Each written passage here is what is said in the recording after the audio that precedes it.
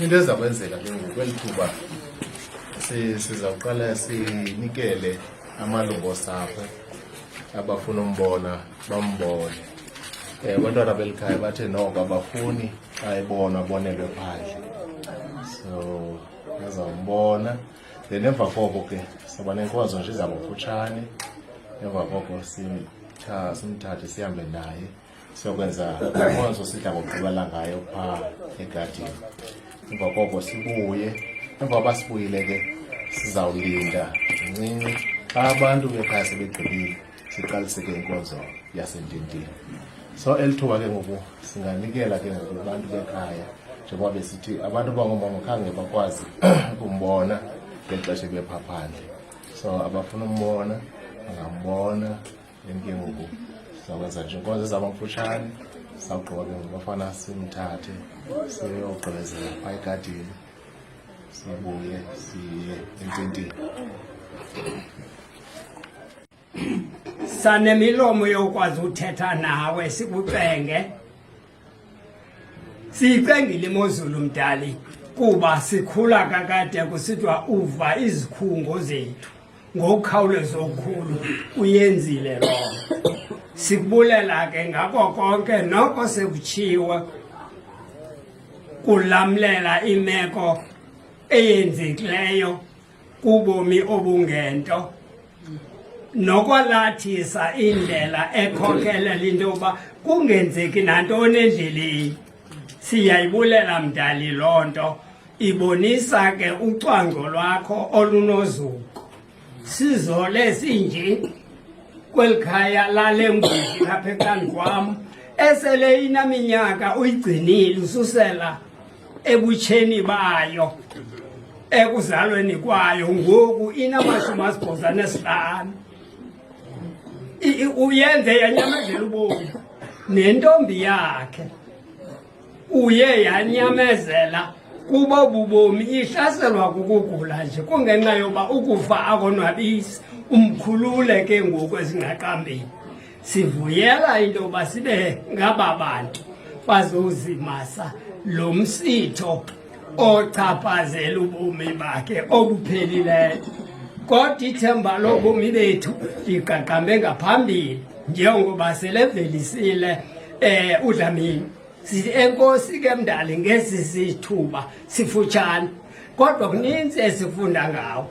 Siza kuva njengoba siqhubeka and uyasinonelela, uyasikhusela ngamana ke yonke le mini. Kanti nokufika kwabo baze bekhuselekile, basazawuphinda baphinde kwiindawo zabo ezahlukahlukeneyo kaApha, Rhawutini nandawoni njengoba ubomi ubukokosa. Sithi enkosi ulwalamano lwethu sonke njengentsapho siyimizalwane ephilayo emhlabeni, ngobu bomi usinike bona. Inceba yakho namandoma yokongcwala enza yonke into iphumelele, sikhuselekile kwaye singaxhwalekanga. Sinika amandla okunyamezela imeko ngoxa kungebuhlungu kungemnandi ngesihlantu esinjengesi, kodwa uyakwazi uzipholisa iindizo zethu. Ngamana ke mdali njengoba siwenzile siqhube kakuhle, sivisisane njengoba nekhaya eli lamadoda amakhulu alapha kwaMchenge iye yayimvano yoba babuke umntana wabo endlini kanti naphaya ententeni. Elo butho ke lenza imvisiswano enonxibelelwano njengabantu bakho. Sithi enkosi konke oku sigcisa kuwe ngaye uKristu Nkosi yethu. Amen. Amen. Well, ke sigqibile ke ngoku Matolo singamthatha usisi siyogqibezela phaa eMadlakeni. Sizolinda elo xesha nalibeka singene ententeni.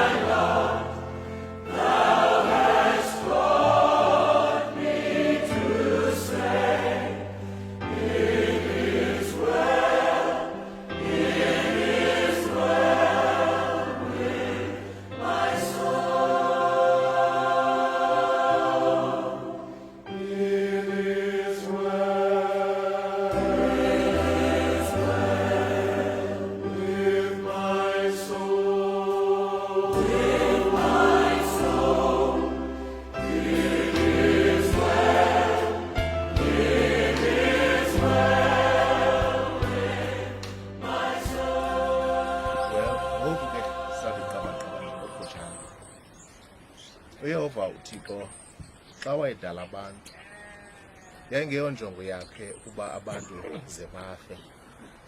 Sisibona lento kwintsikelelo owayinika uAdam noEva emva kokuba ebadalile. Incwadi eGenesis 1:28 ithi iBhayibhile phaya, wabasikelela waza wathi kubo, xhamani nande nizalise umhlaba nize niwoyise, nize nilawule iintlanzi zolwandle, izidalwa ezibhabha emazulwini, nazo zonke izidalwa eziphilayo ezihamba emhlabeni. Uyabona ukuba ngabana uAdam wayengamananga uThixo ngesaphila namhlanje, so uYehova wayefuna baphile ngonaphakade. Isawuhamba ngemini sikhwele noba yitrain noba yi-aeroplane siyobona ukhokho wethu sonke. Kodwa ngelishwa ke njengoba imbali niyazi, uAdam zange ammamele uThixo, wakhetha ukumamela utshaba lukaThixo, wakhetha umamela umuntu ongazange amenzele nto, wamamela yena ngokwaphula umthetho kaThixo olula. Ngowuphi lo mthetho? Ngumthetho ukuba angatyi kumntu othile owawuse-Edeni. Well, yayikhona imithi emininzi awayenokudla kuyo, so Adam wayengadingi kutya. Well, ngoku ndifuna sinikele ingqalelo nje na kwimithi emibini kwintlaninge yemithi eyayipha e-Edeni. Kwakho lo mthi ukhankanye ngegama kuthiwa ngumthi okwazi okulungileyo nokubi. Kodwa kwiGenesis 2:9 sibona kukho nomnye umthi pha. Lo mthi wawukhona neminye imithi. Kuthiwa ngoko uYehova wantshulisa emhlabeni yonke imithi eyayibukeka yaye ilungele ukutyiwa, wantshulisa nomthi wobomi kwanomthi okwazi okulungileyo nokubi phakathi niyezweni. So phakathi kwimithi eyayikhona kwigadi yase-Edeni kwakho umthi wobomi. Umthi wobomi njengeminye imithi uAdam enelungelo lokutya, kodwa omnye lo babengamelanga bawutye, lo athi uThixo ngokwazi okulungileyo nokubi. So lo mthi okwazi okulungileyo nokubi womela ilungelo likaThixo lokugqibela abantu ngokulungileyo nokubi. Kodwa ke njengoba siyazi bakhetha ukutya, ngamanye amazwi besithi bona abafuni ukuxhomekeka kuThixo, kodwa bafuna ukuxhomekeka kubo, bazenzele ukhetho ngokulungileyo nokubi. Kodwa umthi wobomi wona njengeminye imithi babe nelungelo lokuyitya. Kwakuthetha ntoni ukutya kukaAdam noEva umthi wobomi? Uthetha ukuba babe nelungelo lokuphila ngonaphakade. Lokho manje uYehova wayebavumela batye kulo mthi wobomi, babezawuqhubeka bephila.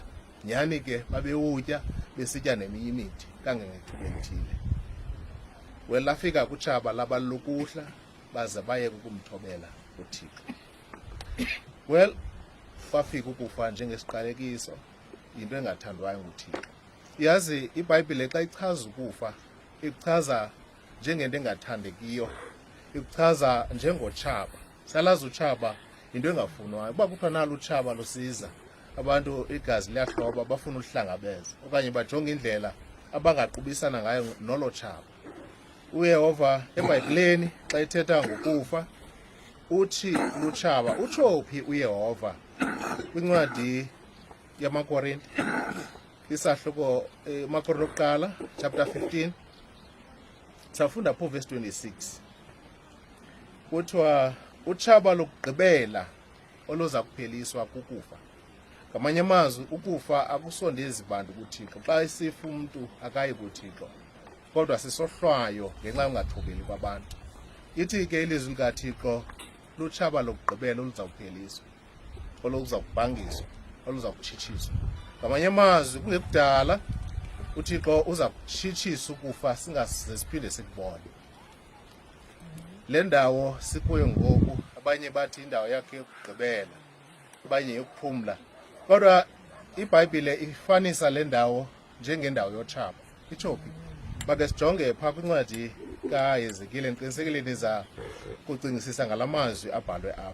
Yezekile okanye uYeremiya chapter 31 safunda iivesi ezimbalwa phaa. Yeremiya 31 verse 15 uthi uYehova kuvakala ilizwi eRama, isijwili nokulila kukraka uRakheli ulilela onyana bakhe.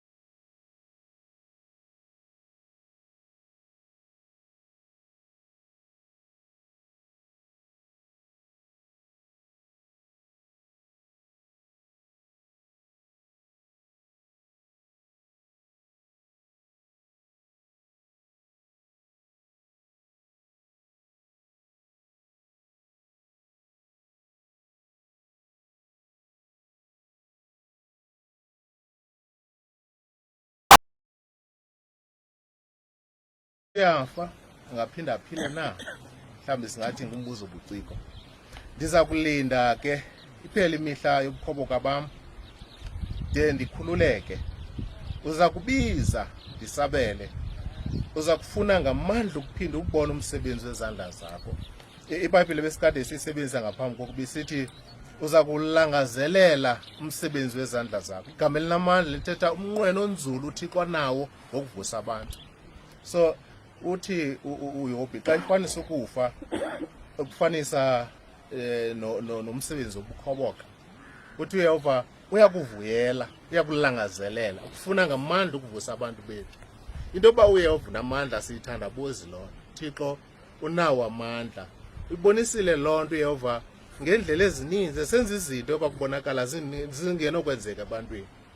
Ngokomzekelo, abantu bakhe amaSirayeli akhe angabathinjwa eyiphutha, kwangekho lula ukuphuma kwela lizwe, kodwa uThixo wabakhupha ngesandla sikaMoses wayengumalusi engaqeqeshelwanga mfazwe. Wabathatha abantu bakhe wababeka kwilizwe lesithembiso. So uYehova xa ithethile into iba njalo. Xa isithi uza kubavusa abantu, uza kubabuyisa elizweni lotshaba, siphinde siphile nabo, uthetha inyaniso emsulwa engenakubekwa bani. Futhi ithi le vesi ukulangazelela ngamandla okanye ukufuna ngamandla ukuphinda ubone umsebenzi wezandla zakhe. Kwalokugqibela kule ndawo esawuthetha ngawo incwadi yabaseKorinte. umaKorinte okuqala sawufunda pha uchapter 15 uverse 47.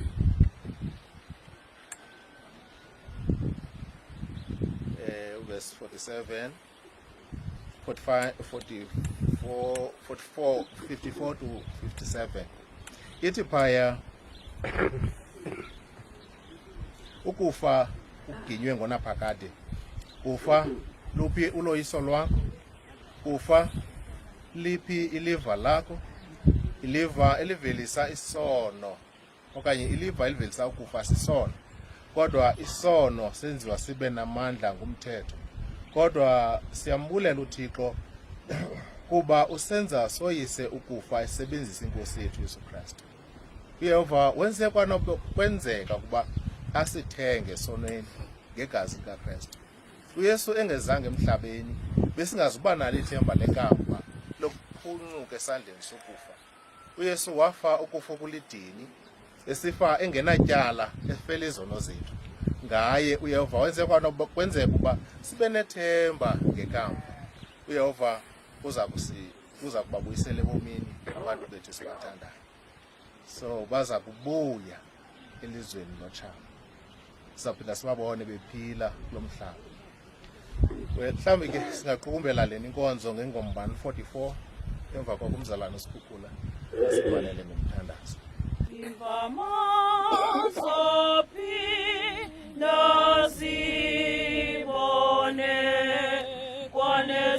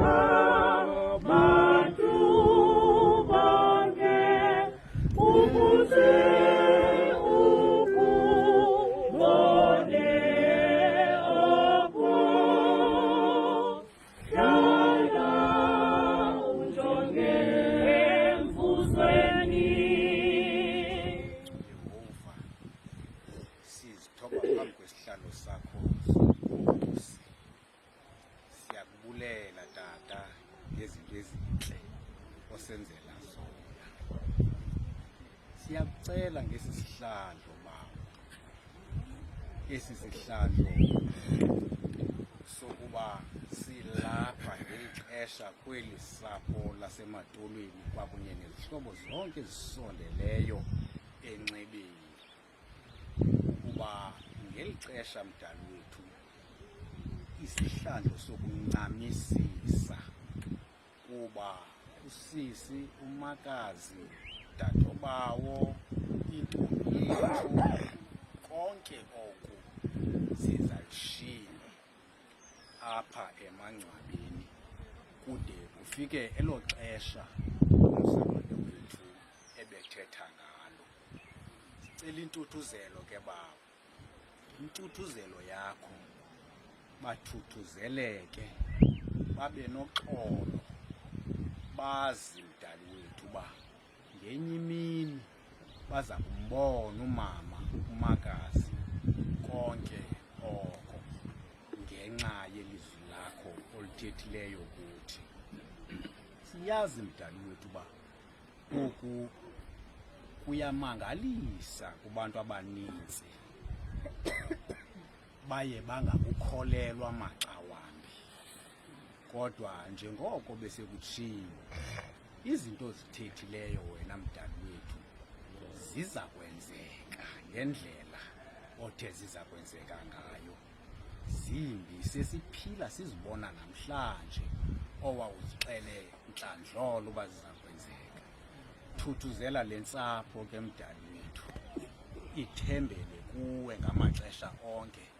Ithi xa isiva intlungu yokushiywa umama, usisi, umakazi, yintombi, kodwa icela amandla okukwazi umelana noko kuwe. Intuthuzelo efikelela inhliziyo bawo, intuthuzelo esuka kuwe. Ewe kona thina bawo singabantu abathunywe nguwe uba masibathuthuzele, masithuthuzelane ngamanye amagama. Oku ke mdali wethu sikuzisa kuwe ngegama lonyana wakho onguYesu Kristu. Amen. Sigqibile ke ngokwadolo, sisawulinda unixesha enizalibeka elasententeni siqukumbele inkonzo yakhe. Ningamthoba tata, abafana bashiyeke bencane, basifumela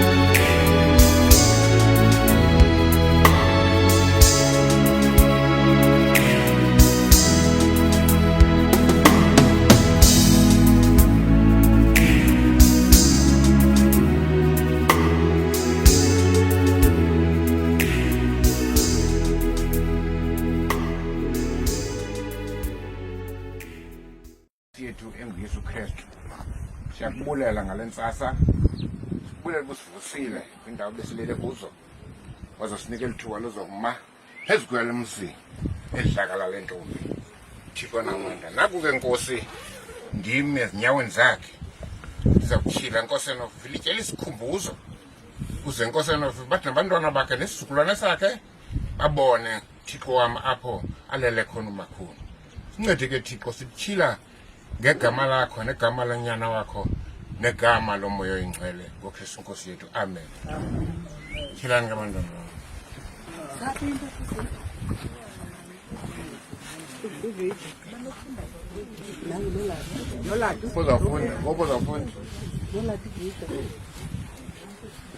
Uzawufunda ilitye ke? Okay. Ngapha ke mntanam. Uzawufunda ke utolike ke. In loving memory of our daughter, mother and sister, Nondumiso Clara, born on the 23rd May 1965, died on the 26th of May 2024, buried on the 6th of June 2024. Rest well, Manaza, madam. Given the opportunity to choose a mother, I will choose you over and over again, and our brothers and sisters would do. We love you so much, Sthandwa. Rest in peace, Mamdolo. Mkhenge, Zulu. Amen. Ayithi khamandi yonke, amen. Amen.